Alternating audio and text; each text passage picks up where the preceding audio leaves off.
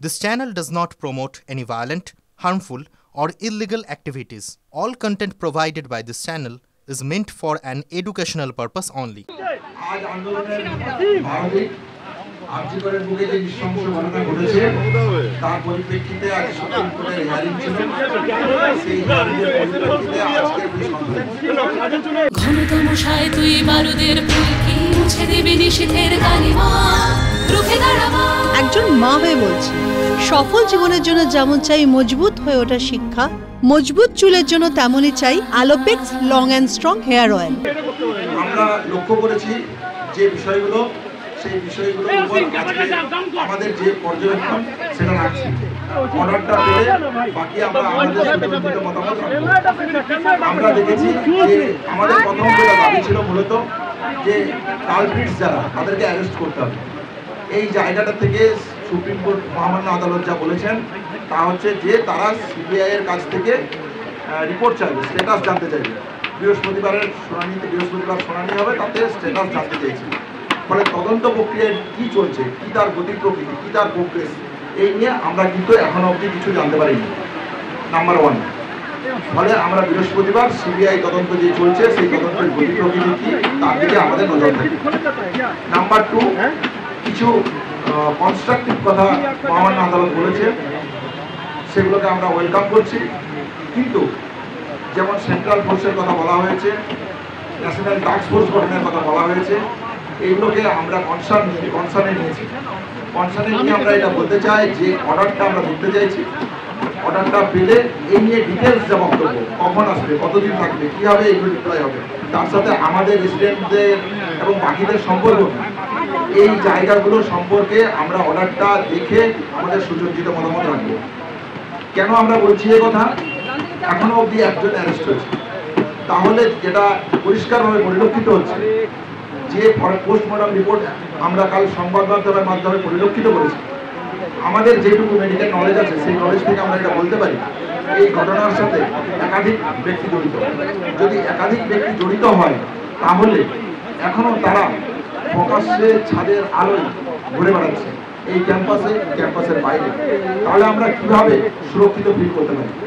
তাহলে সিবিআইয়ের গতি প্রকৃতি, তদন্তের গতি প্রকৃতি কি, সেদিকে আমাদের সম্পূর্ণরূপে নজর থাকবে। যতক্ষণ না এই একাধিক প্রশ্নে, সিবিআইয়ের তদন্ত প্রক্রিয়ার প্রশ্নে আমরা সন্তুষ্ট হয়েছি, স্যাটিসফাইড একটা অ্যান্সার পাচ্ছি, ততক্ষণ অবধি আমাদের সেফটি সিকিউরিটির প্রশ্নটা জড়িত হয়ে আছে।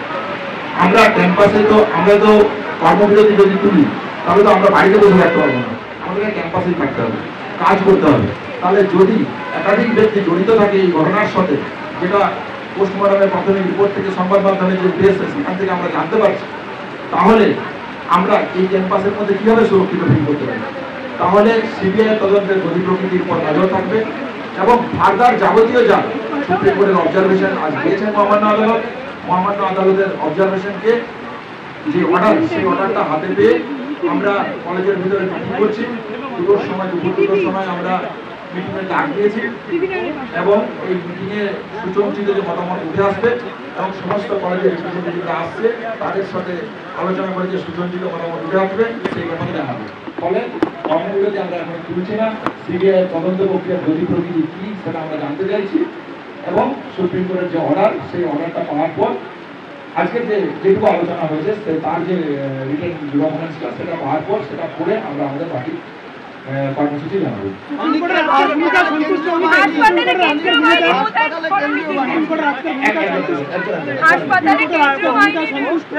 সুপ্রিম কোর্ট যে ভূমিকা নিয়েছে সেই ভূমিকা সদর্থক। সুপ্রিম কোর্ট বলেছে যে এই সমস্যা দেশের সমস্যা, ডাক্তারদের সমস্যা দেশের সমস্যা। আমরা এই কনসার্নকে অ্যাকনলেজ করছি নিঃসন্দেহে, কিন্তু মূলত যেটা আমাদের দাবি ছিল সেই দাবি সিবিআই তদন্তের গতি প্রকৃতি কি, এই নিয়ে supreme court monitoring, CBI investigation চলুক। যদি সুপ্রিম কোর্ট মনে করে অবশ্যই আমরা সেটাকে ওয়েলকাম করবো। কিন্তু মাল্টিপল অ্যারেস্ট, মাল্টিপল ইনভলভমেন্ট, এই যে পয়েন্টটা থেকে যাচ্ছে, এই পয়েন্টটা যতক্ষণ না সমস্যার সমাধান সূত্র হচ্ছে ততক্ষণ আমরা কীভাবে সুরক্ষিত ফিল করতে পারি। মাননীয় আদালতের কাছে আমাদের ধর্ণা মঞ্চ থেকে এই আমাদের আবেদন থাকে। কেন্দ্রীয় বাহিনীর প্রশ্নে আমাদের যেটা বক্তব্য অত্যন্ত সুস্পষ্ট, আমরা এটা ওয়েলকাম করছি নিঃসন্দেহে, কিন্তু পাশাপাশি এটা বলতে চাই যে কীভাবে এই প্রসেস চলছে, কী হবে। কোন জায়গা থেকে কীভাবে আমরা এর সাথে আমাদের নিজেদেরকে কানেক্ট করতে পারবো। আমাদের কতদিন থাকবে এই কেন্দ্রীয় বাহিনী? সারা জীবন থাকবে হসপিটালের প্রশ্ন, শুধুমাত্র এই হসপিটালের প্রশ্ন নয়, সমস্ত ওয়েস্ট বেঙ্গলের হসপিটাল জুড়ে এই মুভমেন্ট একটার কথা বলা আসছে। তাহলে এই কতদিন চলবে? এই অর্ডারটা আমরা দেখবো, দেখে আমাদের সুচরিত মতামত এই বিষয়ে কমপ্লিট সুচরিত মতামত আমরা রাখবো।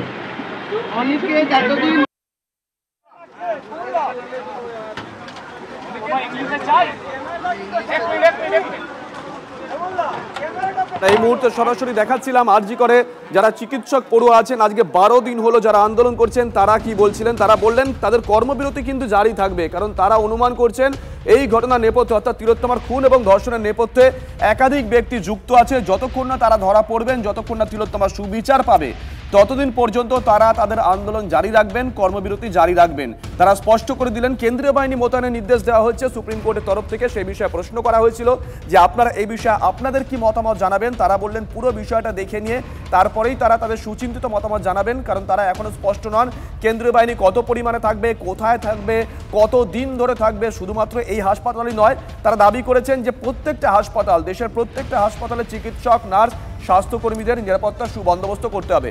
সৌরভ দত্ত আমাদের সঙ্গে রয়েছেন, আমাদের সহকর্মী স্পট থেকে। সৌরভ, কি বলছেন চিকিৎসকেরা, কি বলছেন চিকিৎসক পড়ুয়ারা?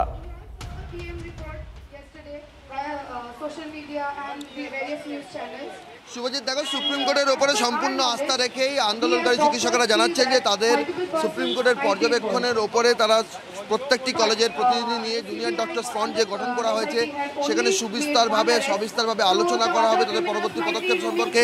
তার আগে প্রাথমিক প্রতিক্রিয়ায় তারা যেটা জানিয়েছেন যে কর্মবিরতি চলবে। কর্মবিরতি কেন চলবে? কর্মবিরতি চলবে তার কারণ তারা মনে করছেন যে টিভি 9 বাংলা যে পোস্টমর্টম রিপোর্ট প্রকাশ্যে এনেছে, সেই পোস্টমর্টম রিপোর্টে এক বা একাধিক ব্যক্তি জড়িত থাকার যে বিষয়টি, সেই বিষয়টি যে প্রতিষ্ঠিত হয়েছে, ফরেনসিক মেডিসিন বিশেষজ্ঞরা যে বিষয়টি কথা বলছেন যে মাথায় আঘাত ছিল, মস্তিষ্কে আঘাত ছিল, দেহের ঊর্ধ্বাংশে, উপরের অংশে চারিদিকে ক্ষতবিক্ষত চিহ্ন, আক্রোশের ছাপ স্পষ্ট। এই বিষয়গুলি যেভাবে স্পষ্ট হয়েছে তাতে তারা মনে করছেন যে চিকিৎসা বিজ্ঞানের ছাত্র হিসেবে এক্ষেত্রে এক বা একাধিক ব্যক্তি জড়িত, সেক্ষেত্রে তারা বলছেন একাধিক ব্যক্তি জড়িত থাকা ছাড়া এটা সম্ভব হতে পারে না। তারা মনে করছেন এখানে একাধিক ব্যক্তি জড়িয়ে রয়েছে এবং তারা বলছেন সেটা যদি ক্যাম্পাসের অভ্যন্তরেই যদি একাধিক ব্যক্তি থাকেন তাহলে তারা কিভাবে সুরক্ষিত বোধ করবেন, সেই সুরক্ষার বিষয়টি তারা সুনিশ্চিত হতে চাইছেন। এবং একই সঙ্গে তারা বলছেন যে সুপ্রিম কোর্টের যেটা অবজারভেশনে বৃহস্পতিবার যখন পরবর্তী শুনানি হবে, যে বিষয়টি জানতে চাওয়া হয়েছে যে সিবিআই তদন্তের গতি প্রকৃতি কোন দিকে, সেই সিবিআই তদন্তের গতি প্রকৃতির দিকে তারা নজর রাখতে চাইছেন। যে এই যে মাল্টিপল ইনভলভমেন্ট, সেই মাল্টিপল ইনভলভমেন্ট নিয়ে সিবিআইয়ের ইনভেস্টিগেশন কি বলছে, কতদূর এগিয়েছে, তারা কোনো আলোকপাত করতে পারছেন কিনা, সেই বিষয়গুলি তারা বুঝে নিতে চাইছেন। একই সঙ্গে হাসপাতালে যে কেন্দ্রীয় বাহিনী, তারা বলছেন যে এটাও একটা জিনিস, তারা পরিষেবা দিতে এসছেন, সাধারণ মানুষকে রোগী পরিষেবা দিতে এসছেন, সীমান্তে যুদ্ধ করতে আসেননি, তারা সেনাবাহিনী নন, তারা ডক্টর। তাহলে একজন ডক্টরকে তার কর্মস্থলে যদি কেন্দ্রীয় বাহিনীর নিরাপত্তায় থাকতে হয় তাহলে তার কেন্দ্রীয় বাহিনী কতদিন থাকবে? একটা সময়ের পরে কেন্দ্রীয় বাহিনী যদি তুলে নেওয়া হয় তখন তারা কি করবেন? আসল সমস্যাটা হচ্ছে আইন শৃঙ্খলার পরিস্থিতি। এবং সেই ঘটনায় স্বাধীনতা দিবসের মধ্যরাতে যে ঘটনা ঘটেছে, সেই ঘটনার পর তার 72 ঘন্টার মধ্যে এসএসকেএমে যে ঘটনা ঘটেছে, তারা বলছেন চারিদিকে প্রত্যেকটা ঘটনা, যদি এত বড় ঘটনার পরও এসএসকেএমে একজন জুনিয়র চিকিৎসক আক্রান্ত হন, ট্রমা কেয়ার যেটা সম্পূর্ণ একেবারে নিরাপত্তা বেষ্টনীতে মোড়া, সেখানে যদি গিয়ে সেখানে পৌঁছে যেতে পারেন, তারা সেখানে পৌঁছে জুনিয়র চিকিৎসককে মারধর করতে পারেন, গোটা ওয়ার্ড তছনছ করে দিতে পারেন। আরজি করের এত বড় ঘটনার পর আইন শৃঙ্খলার বিষয়টা সামগ্রিকভাবে সেটা নিয়ে তো চর্চা হতে পারে, প্রশ্ন তুলছেন চিকিৎসক পড়ুয়ারা, সেটা একটা বিষয়। কিন্তু এর পাশাপাশি কেন্দ্রীয় বাহিনী যদি মোতায়েন হয়, অনেকেই তো আশঙ্কা প্রকাশ করেছিলেন যে ওখানে পুলিশ থাকা সত্ত্বেও দেয়াল ভাঙা হয়েছে, ওখানে পুলিশ থাকা সত্ত্বেও প্রমাণ লোপাটের চেষ্টা করা হয়েছে। যদি কেন্দ্রীয় বাহিনী মোতায়েন হয় তাহলে তো এই আশঙ্কার জায়গাগুলো আর থাকছে না, অন্তত যারা দাবি করেছিলেন তাদের দাবি অনুযায়ী।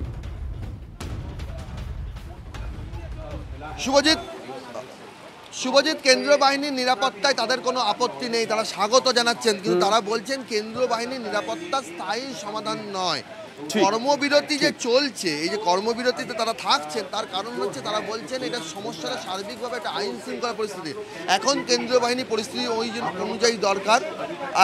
যে ঘটনা ঘটেছে সেই ঘটনার প্রেক্ষিতে তারা কেন্দ্রীয় বাহিনীকে স্বাগত জানাচ্ছেন, কিন্তু তারা বলছেন মূল সমস্যাটা, মূল অসুখ হচ্ছে রাজ্যে আইন শৃঙ্খলা পরিস্থিতি। আইন শৃঙ্খলা পরিস্থিতির যদি সমস্যা না হতো তাহলে বুধবার মধ্যরাতে স্বাধীনতা দিবসে যে ঘটনাটা ঘটেছে সেই ঘটনা ঘটতো না। তারা কেন্দ্রীয় বাহিনীকে স্বাগত জানাচ্ছেন, কিন্তু সেই ছবিটাও তাদের কাছে কোথাও বিড়ম্বনার যে একটা সরকারি হাসপাতালে চিকিৎসকরা, নার্সরা, স্বাস্থ্যকর্মীরা যেখানে সকালের অবাধ যাতায়াত থাকা দরকার, কারণ তারা এখানে হাসপাতালে চিকিৎসা করাতে এসছেন, রোগের অসুখ যে সেই অসুখ সারাতে এসছেন, সেখানে এমার্জেন্সির একজন পেশেন্ট, সেই এমার্জেন্সির পেশেন্ট তার জীবন মরণ সমস্যা, গোল্ডেন আওয়ারের সমস্যা, সেখানে সেন্ট্রাল বাহিনীর মাধ্যমে তাকে ঢোকানো হবে, এই ছবিটা কোথাও একটা সুখকর ছবি নয়, সেটাই তারা বোঝাতে চাইছেন এবং সেই জন্যই তারা বলছেন যে পুরো বিষয়টা তারা সবিস্তার আলোচনা করবেন। তবে এই মুহূর্তে কেন্দ্রীয় বাহিনীর নিরাপত্তাকে তারা স্বাগত জানাচ্ছেন। শুভজিৎ, বেশ নজর থাকবে সৌরভ, নজর রাখুন। নিঃসন্দেহে এই মুহূর্তের বড় খবর, আরজিকর হাসপাতালে নিরাপত্তার দায়িত্বে এবার কেন্দ্রীয় বাহিনী।